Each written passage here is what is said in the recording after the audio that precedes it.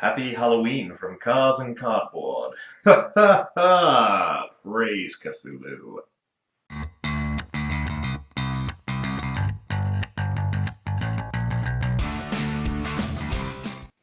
Hello and welcome to another Cards and Cardboard review. Today we are looking at a game that is just a classic amongst many thematic gamers, and that's Betrayal at House on the Hill. Sorry for the short hiatus.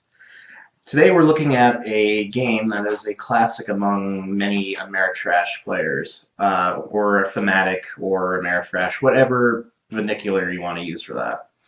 But the point of the matter is today we're going to be looking at Betrayal at House on the Hill. Now this is the second edition printing that I'm going to be reviewing. I did have the previous edition from Avalon Hill. This is now the Wizards of the Coast version. And I believe this version is still widely available, so after this review, if you want to go find it, I'm pretty sure you can snag a copy.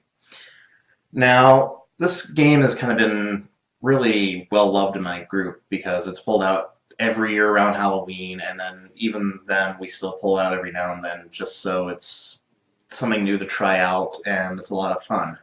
However, we're going to go into some of my other thoughts and the final thoughts later on in the review. So without any further hesitation, I'm going to take you right inside this box and show you what you get. Okay, so I have to firstly apologize because my box has a bit of wear. It's well loved, and you're going to find out probably for fairly obvious reasons. The box, of course, has our little miniatures on there. It's got a spooky house. It tells you that it's played from 3 to 6 players for about an hour, which is pretty much right.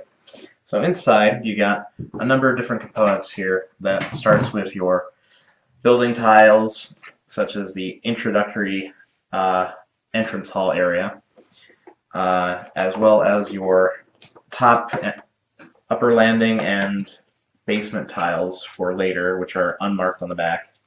The rest, however, are actually marked on the back depending on what quadrants they go to, whether it's in the upper floors, the basement, or the ground floor. Now, what you'll be doing is you'll be kind of moving around your heroes around the board here, and when you go and explore a new room, you're going to flip over the most relevant tile in the pile and keep building this little mansion until you counter an event or an item or a omen, as they're called, which are all in this nice, lovely deck of cards here. Now, mine are sleeved, but as you can see, there's kind of a orange color to the items. These are fairly rare and won't come up often in the game, but they are a great boon to the heroes. You have these kind of tan event cards, which are little random things that happen throughout the mansion, which I will not try to spoil. But let's just say that they either will use tokens from the box here, or will be kind of a one-and-done kind of thing that will affect your character in some way. Now lastly, you've got these omen cards. Now these omens are really important to the game because as you explore the mansion, you'll eventually come across things with the little raven symbol on them. And what that means is that you found something that might trigger the rest of the game to happen, which is basically one of your players will become a betrayer who is trying to viciously kill everyone else and keep them in the mansion, basically, and overall hinder their goals. Now, how this works is basically you'll get some sort of special item that'll give you some effect, as well as afterward you're going to be rolling 6 dice from your specialty 1d3 dice pool here, basically a blank side, a 1, and a 2. You'll be rolling 6 of these, and if your number is ever below the number of omens that have been revealed throughout the game, the hunt, as it's called, will begin, and you will find what room and event had caused that to happen in this little trader manual. Now the trader manual is very important because it has all the rules for the person being the betrayer. And there is also the survivor manual to go alongside with it, which gives you all the rules if you are being the survivor. These books are essential to your enjoyment of the game. Do not lose them and protect them with your life. As you can see, there's a number of different rooms that hold omens, as well as the number of actual omens in the game, each linked to an individual scenario, which Spoiler free, I'm going to just say there's about 50 of these. And actually, if you are online, you can find more of them. So that's kind of just the gist of the game. Like I said, there's usually, most of the time, one character out of all your party of characters who will become a betrayer and will ultimately try to get everybody else in some way. There are a few scenarios where these rules are slightly different, but we're going to kind of just show you what all you get in the box otherwise. You get a little time tracker here, which is important for some scenarios.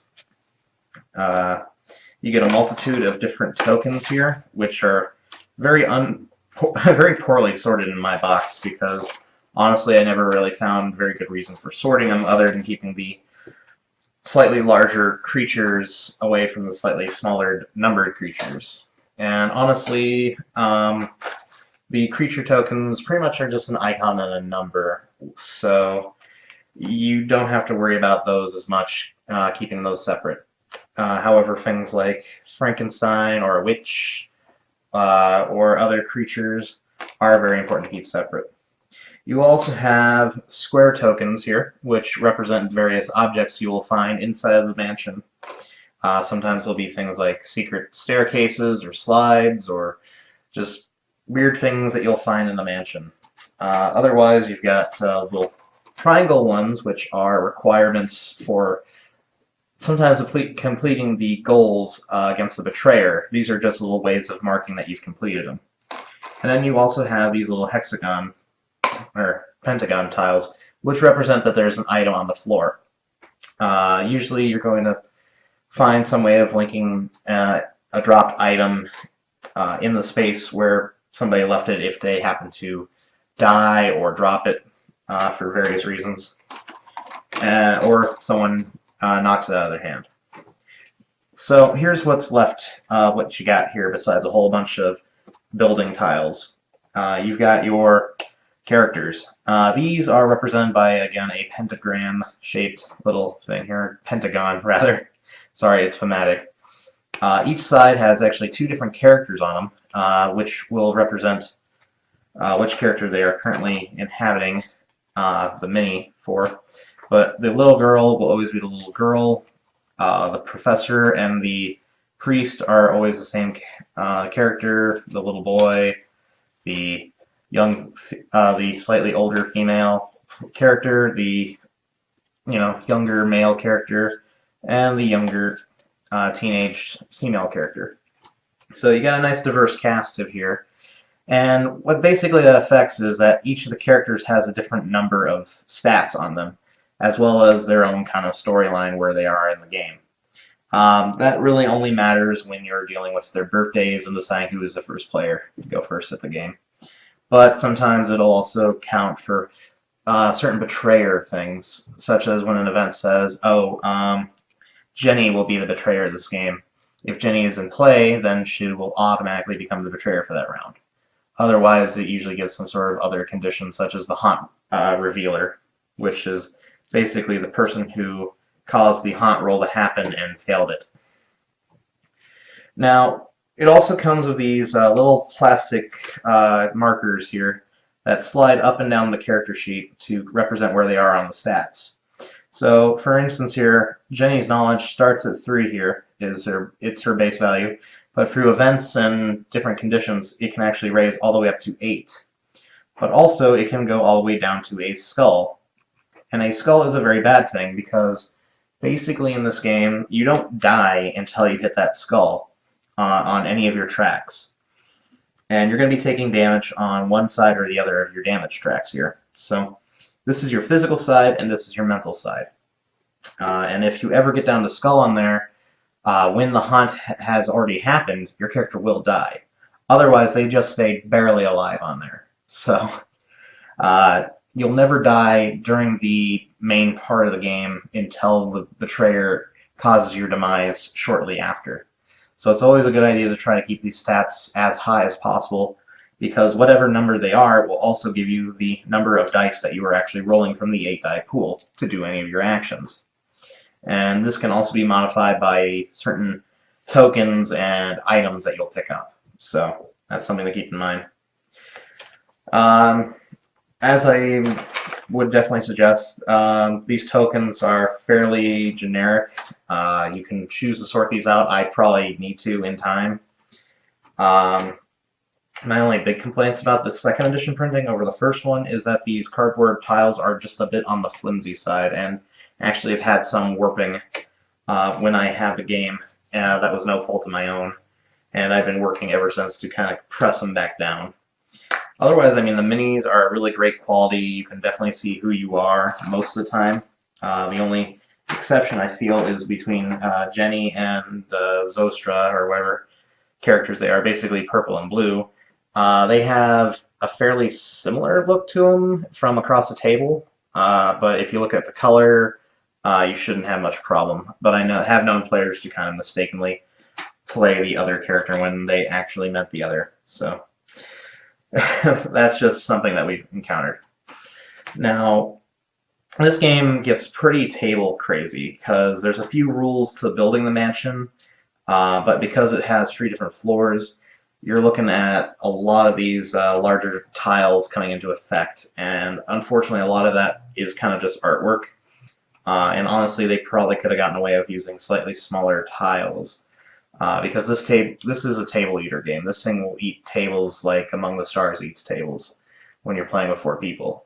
You know, you got all these tiles being built in crazy configurations, and you're going to be constantly shifting it and hoping nothing gets lost in the shift. So be wary of that when you're playing this game. Make sure you have quite a bit of table space.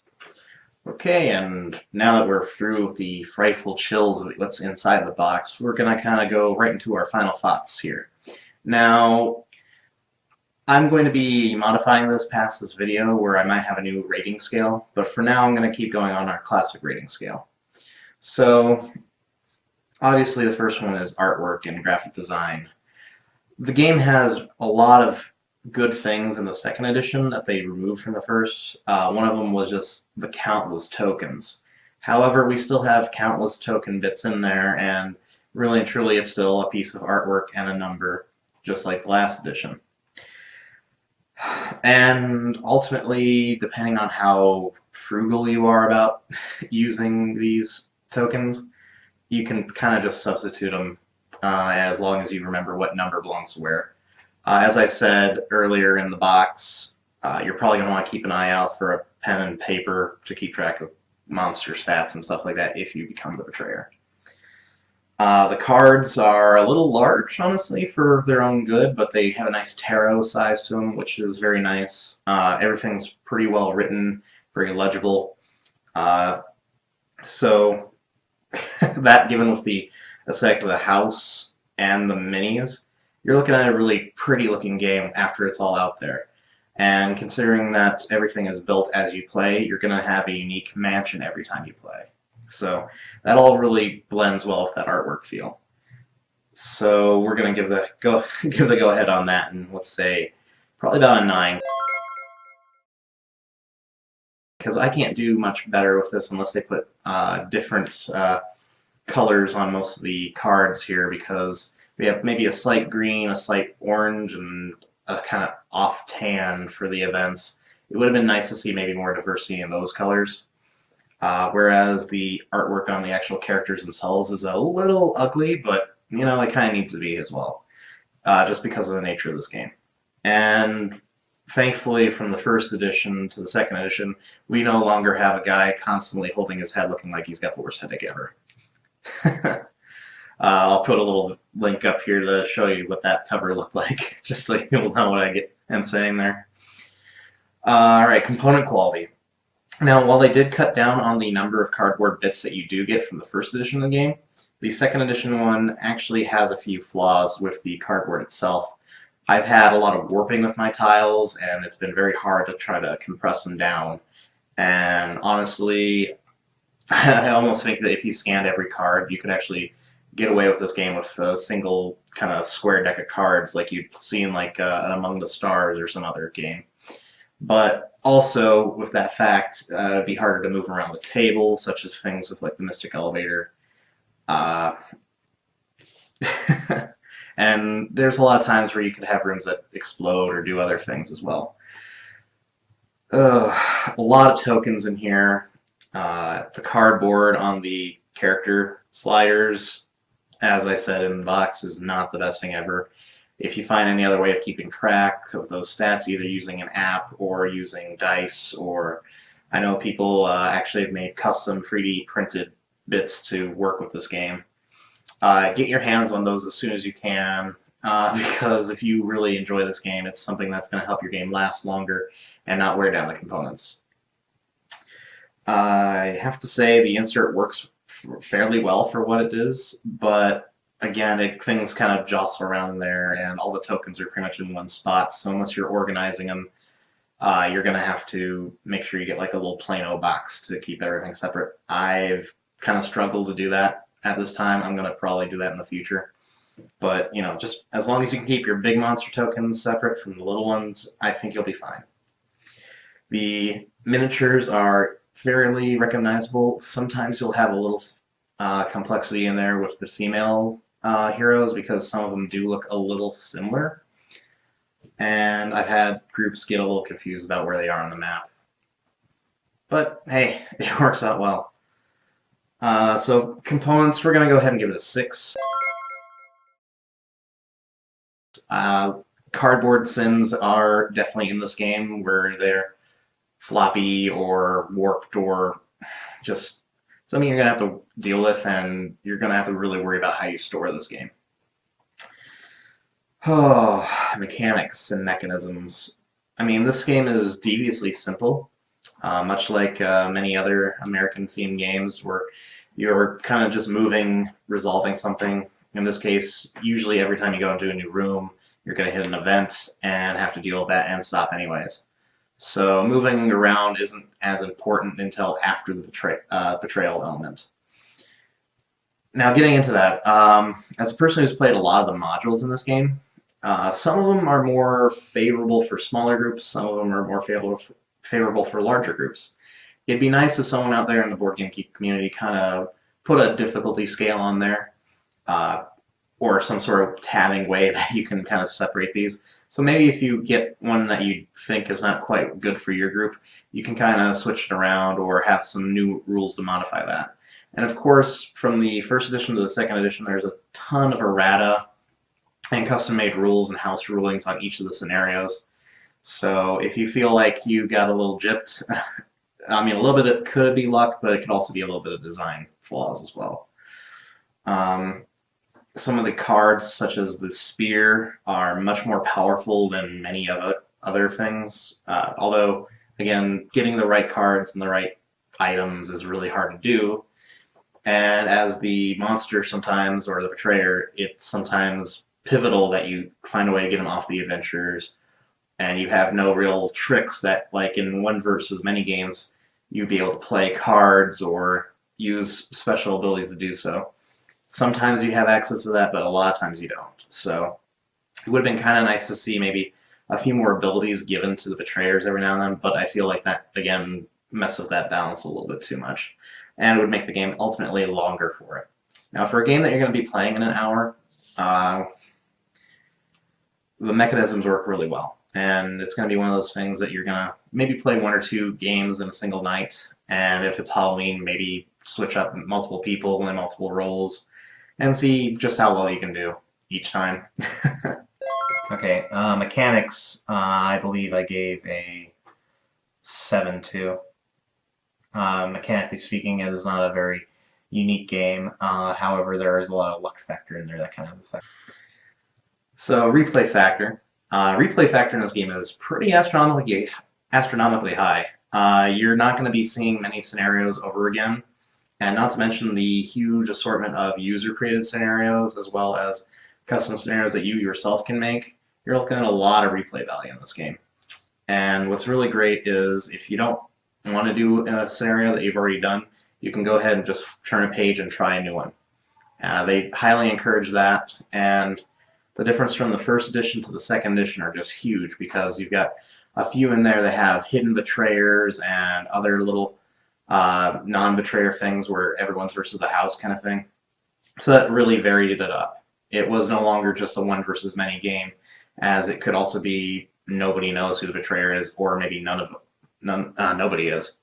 But there is a certain amount of fun of, flipping through that little book and going like, okay, you guys are mine this time. I'm gonna try my best to get you and either have my cats or plants or whatever aliens come by and destroy you. And it's that kind of humor that really makes the game really fun. And you're gonna get a lot of stories for this game. I feel like I'm missing something here, but I mean, luck factor in this game again is really high. You have these three-sided dice that are 0, 1, and 2, and you're going to be relying on those the entire game. And your stats can fluctuate so often in this game, just depending on what events and tiles you get, and also what items and weapons you have access to. A lot of it is going to come with experience, and there's going to be a few strategies you're going to see later on that are going to be more optimal than others, such as getting that spear and giving it to your strongest character or possibly your weakest character, depending on how you want to balance things. All right, this is just the granddaddy of it. This was like the first game in my personal collection that I ever had like this, and it's not going to go away anytime soon. I can't think of many people who don't house rule this with like Scooby-Doo characters or new scenarios. Heck, if you have the ingenuity, you can make a whole bunch of new tiles for the house and really mess with the game. So definitely it's worth a lot of house ruling and getting into. So we're going to give this a final review score of, honestly, a 6. And in the long term, ultimately, I have to give it a 7 for myself, because very often when people ask me to play this game, I am dead on it, and I'm like, of course I want to play this game, because it's a great way to, play with many new people or play with the same people repeatedly, and it's something that's going to be around hopefully for years to come. And hopefully we get this big tome of different scenarios and new house rules that people build up over the years. There's a reason why this game is still classic, even with some of the new games such as Dead of Winter and City of Horror and all these other games that claim to have this really unique horror feel to them. This game ultimately is about making these ridiculous stories and telling them from group to group, from year to year, and pulling this game out, even if it's only for one night a year, and playing it multiple times. I really can't give this game more praise than that. The fun factor is just huge. And, as a person who has played this game a lot, yes, there's flaws, but yes, there's a lot of good potential in here to just have a great night. And particularly if you're messing around with some of these backstories from characters that you invent with your friends, or just the subtle way that your stats keep going downward and you see your sanity going down, and for some reason you got a dog, a madman, and a little girl next to you, and you got your own little posse while everyone else is scrounging for a candle or a handgun if they can get it. I personally love the way that the omens show up, but there's a lot of different ways that we've ruled that the omens will show up, So definitely take this game with a grain of salt as far as these rules, but learn them, play with them, adapt them to whatever your play style is. I know that's kind of a bad thing to say from the design standpoint, but this game will thrive on, again, community, as I said, with like some other games, and the community for this game is still relatively huge. I can't think of many gaming circles where you couldn't pull this out and probably play at least one round that night when, no one else has either tried it before, or if everyone has tried it before and has just not played it in a while. So I know this review is going a little long, but we also have some other news for the channel coming up. My wife and I will be taking a short break here as I kind of get a few more games played and start doing some reviews and writing those up. But also we're going to be trying to maybe introduce a new review scale to give you a bit more of a feel of how each game is constructed, if it's going to fit your particular group. Maybe you're more a Euro player or more American thematic player. Maybe you like more strategy versus luck. Maybe you like light versus heavy. I'm going to be kind of making this new scale to kind of show you off to the side or at the end of the review here where a game kind of lays on this scale, or on these multiple scales rather. Also, we're doing more digital reviews, and I would be very appreciative if you guys are interested in Steam games at all to go check out those videos on my channel. I want as much feedback as possible. Positive and negative reviews are great. And as I build this channel or maybe adapt onto another channel, I will let everyone know where I'm going and what I'm doing. And ultimately, what I want to do is I just want to get more board games, more exposure, and let people know that there are a huge variety out there, and somewhere out there there's that perfect game for you that you're going to absolutely love and adore and have in your collection forever. And you know what? Some games, you never know which ones are going to stay in your collection and stay with you. And as a personal shout out, thanks to my good friend Adam Gonzalez out in wherever he is now, South Carolina, I believe. He's been a good friend to me over the years, and he still has my first edition of the game. And I can't wait to see him again sometime and play with the second edition with him more. He's the one that really helped me get into my board game hobby, and he really influenced my first purchasing decisions. And I have to say, thank you for everybody that watches this. Again, we're going to be hitting the holidays here, so sorry about the hiatus, but we are going to produce much more content for you in the future. So thank you so much for watching, and have a good night.